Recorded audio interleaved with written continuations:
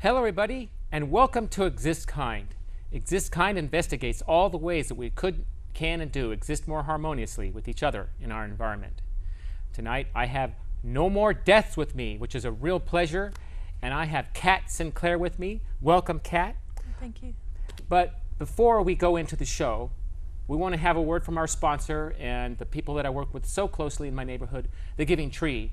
And they sponsored this show by helping me in many ways and providing a lot of the great food for this show tonight.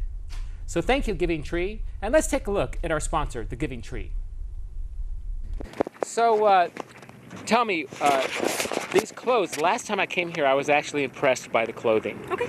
Because I saw families here with children and everything else getting fed, you know, people working, working people. I could tell a lot of them, just that was my sense of the whole thing. And they come here and they just go rummaging through the clothing looking for what might be good for themselves or for their children or whatever. Correct. I just think it's really, really cool because they don't pay anything for this stuff. No. So can you tell me where this clothing comes from? A lot of it comes just by donation, like you or I or anybody can just bring in. And also a lot of it comes from our thrift store, the Giving Tree thrift store. Whatever they don't want, they bring here. So it's hit or miss. Sometimes, as you can see, we get a lot of women's stuff and we don't get a lot of men's, which is on this table right here. So it just depends on what day and things like that. So the Giving Tree thrift store is right down the road. We're on here's Swan over here, and this is 22nd Street. And is the Giving Tree is right after Columbus? Is that correct? Right after Columbus, just past the next street a little bit. Yeah, just past the next street a little bit. Do you know the address offhand, or is it? I don't. Yeah, neither do I. So it's all right. We'll put it on the screen. There it is on the screen for you. We'll put the address on the screen, and everybody will see it on the screen. But the Giving Tree thrift store is a part of this clothing right here that is for free for people to rummage through that need it. So when you buy from the Giving Tree thrift store, in essence, you're also helping people have the ability to come and get free clothing. And believe me, I've seen it. People rummage through this stuff quite quickly. They're interested in it. It's not something they're just like, oh, this is garbage. There must be some nice stuff in there, I'm sure. We get some nice stuff. We really do. And we get new stuff. Some stuff still has tags on it.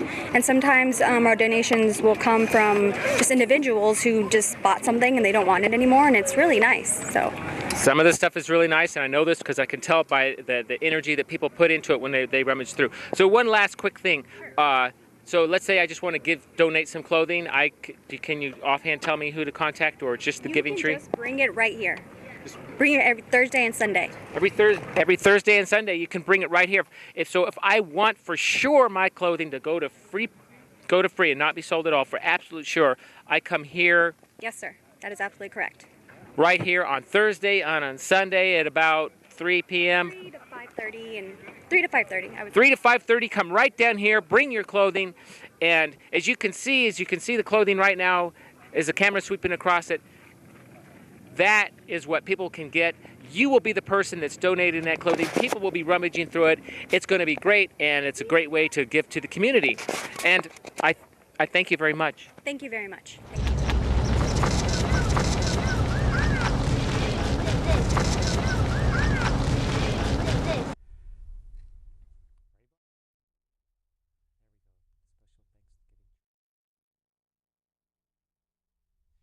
And we are back. And that was our little clip for the Giving Tree. We have much more from them coming up in the near future. And the Giving Tree is one of our sponsors in that they help me out and they give food and everything else. So I love the Giving Tree. They're in my neighborhood. They do us a lot of good things. Tonight, as I said, we have No More Deaths on the show with Kat Sinclair. And Kat, welcome to the show. It is such a pleasure to have you. Thank you. And let's just get right down to it. Let me ask you this. Almost everybody knows who No More Deaths is, but in a very vague way, I believe. So you tell me in a defined way, who is and what is No More Deaths?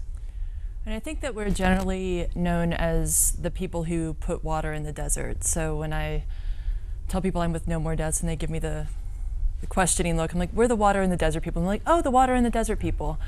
But we also do about a million other things, it seems, and I think our projects are ever expanding. We have aid stations along the border for people who've been deported. We do abuse documentation.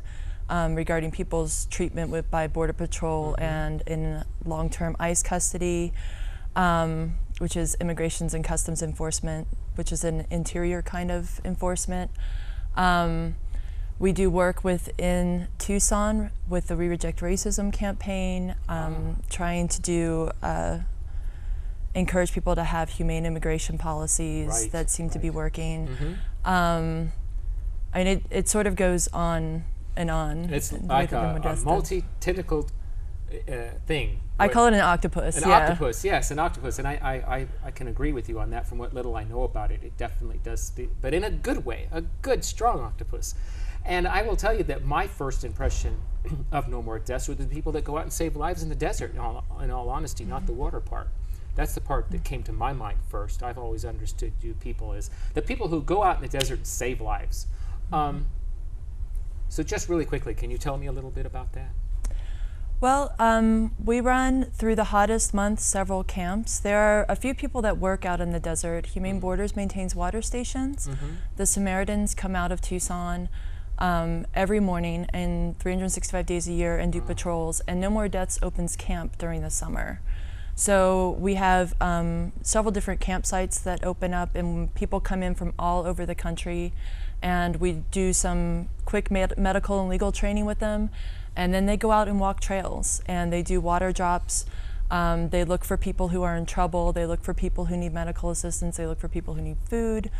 And we try to find trails that are pretty active for people who are crossing the desert and make sure that nobody's dying out there. Wow, that's the No More Deaths that I've always known. And I've always understood you in a very, let's say, simplistic fashion. But I've always admired you. There's just a few things that I knew about you all the time, and I've always greatly admired it. I just want to ask, just really quickly, do you patrol all the time, or just in the mornings? Do you patrol in the hottest part of the day? It depends on what trails we're getting to and who is out there. I mean, it depends on how many people are out there. One of the principles of No More Deaths is that we try to maintain our currency, meaning we try to be very germane to what is happening. So as things change and as trails change, and we shift all the time. We are always GPSing new trails. We're always looking for new places. Wherever we think people might be is where we want to go. So sometimes we set up mobile camps, and they go around and camp in different areas and go out on different trails to try and figure out what's active right then. So tell me, what got you most interested at first? What's the first thing that you became aware of and sparked your interest about No More Deaths? Someone did a presentation on it at the Unitarian Universalist Church where I go, and it's actually the No More Deaths is a ministry of the UUCT, the Unitarian Universalist Church of Tucson. And it falls in line with all of the principles that UUs think about and study. So when somebody did a presentation on it at the church, I was really, really interested in it. And then I decided to get involved, and I think that that was a couple of years ago, and one of my challenges has been trying to make sure that there's a space for people like myself who work full-time, and I'm a single mom, so that I can do work with No More Deaths and help No More Deaths without having to commit to going out and hanging out in the desert for 2 weeks, which is a little bit more difficult for me. So that's really interesting. So you're telling me that you've worked very hard on making it so that people that have a little less time can, and is that, if I have a little less time, is No More Deaths a good place for me to go then? Let's say I don't, I have a job and I don't have a whole lot, I'm not retired and I just don't have a whole lot of time to give. What's that going to be like for me? I mean, we have a lot of things that people who are in town can do, from fundraising, which is always needed, to office work. I've maintained part of the website. I've done online databases. I've just simply dealt with our merchandise. There are other things that people do that are a little bit more connected to our work, including a lot of our anti-deportation campaigns, where when we have people who are in Tucson who are being threatened with deportation, including a preschool teacher, one father who had 3 children here, then we make our feelings known to the Department of Homeland Security regarding how we Right. feel about Yeah, you that do. person being deported. So it's very local Tucson, local oriented, people who are here, people who we're really concerned about. So people do phone banking for that. Right. We have another campaign right now that people are doing phone banking for Mm-hmm. to try and stop the Department of Homeland Security from deporting people to very violent towns. We have Yes. people, we would rather have people deported, we would rather have people not deported at all, but if people are going to be deported, have them deported to Sonora, which is relatively safer, rather than deporting them to towns like Juarez, where there are death squads. People come out of detention with nothing, they have no ID, they have no money, and it's really, really dangerous, the situations they're being put in. You know, that's amazing that you said that, because the other day I did some volunteering for one I of the heard. phone banks, and you know what? It only took me, I'd say it took me about an hour. And so, if you are interested in volunteering for No More Deaths, and you don't, you're not retired, and you don't have a lot of time, I think that I've had a little experience with No More Deaths, and I'm already impressed. I could go on and on. I'm not going to do that quite yet. And that's a great idea to volunteer for No More Deaths and let them know how much time you have. And I have a strong feeling that they'll accommodate you, because I've already done that. And we'll get into that a little bit later. So people are deported, and you'd rather them not be, and you want them to be deported into safer areas. Do you have any material for me that is going to, don't you have a little material for me that touches do. on that We a little have- bit? One of the things that we have been doing through abuse documentation, No More Deaths volunteers have actually interviewed over 12,000 people in the past 3 years regarding their treatment in short-term Border Patrol custody. And as part of that, we're finishing a report right now. But as part of that, we've been collecting videos from people and actually put up a blog of people who come to our aid stations. So we have brought a couple of videos from people who have been deported, talking about their experiences and how they got to the place that they're in. And when we watch these, and let's say I'm on TV Land and it sparks an interest, I can see more of these if I follow the links through www.nomoredeaths.org. Yeah, and I mean, that's one of those things that's sort of an ongoing project. I mean, if we have someone out there who is web savvy and wants to help maintain blogs and things like that, I think, one of the things about No More Deaths, because it's the multi-tentacled octopus, is that a lot of times we get spread really thin. So if we have somebody who wants to help us maintain this, that would be amazing. It is an all volunteer run organization. All of us volunteer our time. So it's usually whatever spare time that we have. So let's take a look at that clip. Okay. And away we go. How old are you, Mary? I'm 21. I was taken to the United States when I was 3, so I was over there mostly my whole life. One day I was at work and Sheriff Arpaio came through doing his sweep, and I got caught in his sweep and did time in his prison for 3 years.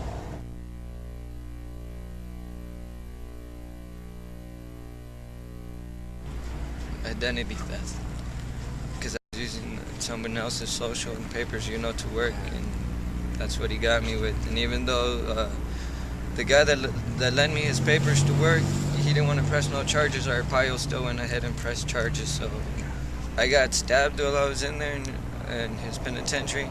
I got stabbed 3 times, just for being me, just for being Mexican. I got stabbed by other races. I got called all sorts of names in his penitentiary. I got treated like dirt. Every time I didn't want to sign his deportation, I'd get sent to the hole. 3 years out of that hole, I spent at least a year and a half in the hole, in and out.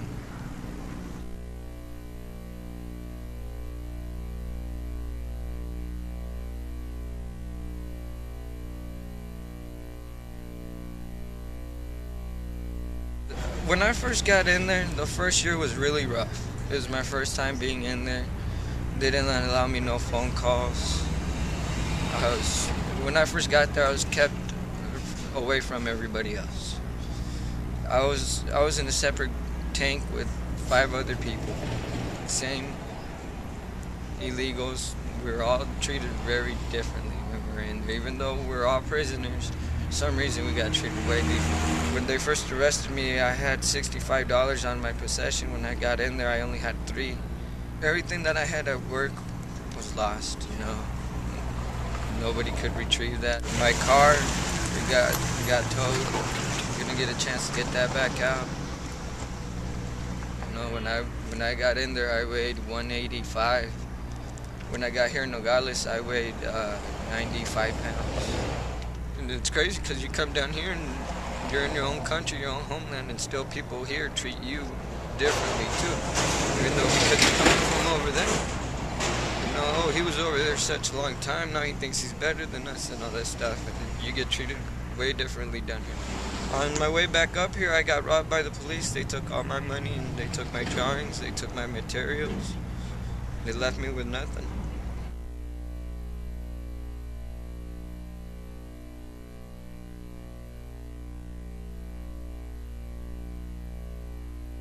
I'm the only one down here in Mexico. All my family's over there in the States. You know? Yeah, I have a fiance and baby was just born just this month. Let's see, on the 15th, baby girl. Congratulations. I had a baby girl this month, 15th. I didn't get a chance to see her being born, you know, and I still haven't gotten a chance to meet her. Hopefully soon enough, with God's help, I'll get the chance to hold my baby. Because when I was in Phoenix, my fiance, she was going to school. She was going to ASU. She wanted to learn a bunch of languages. And she was real smart, you know. That's what I did. I told her, keep going to school, then if that's what you want to do, I'll work. I'll do what I can to support us both. And I did. I got a nice job. I was making enough money to support us both, to help support my mom a little too. And that's the way things were going until I got caught.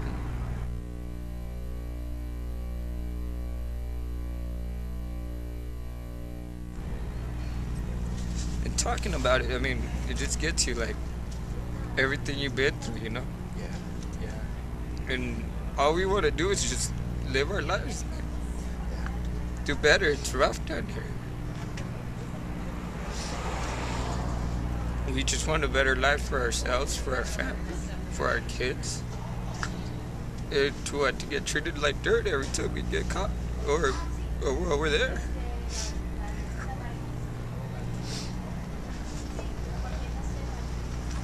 The real road separates a lot of families. Not everything's the way they say it is, you know? Not everybody that goes over there is over there to sell drugs or do bad things, you know? The majority of the people that go from here over there, they want to do better for themselves, you know? They label you, just like they said, never judge a book by its cover. They judge you real quick. That's the only thing they judge you by is your cover.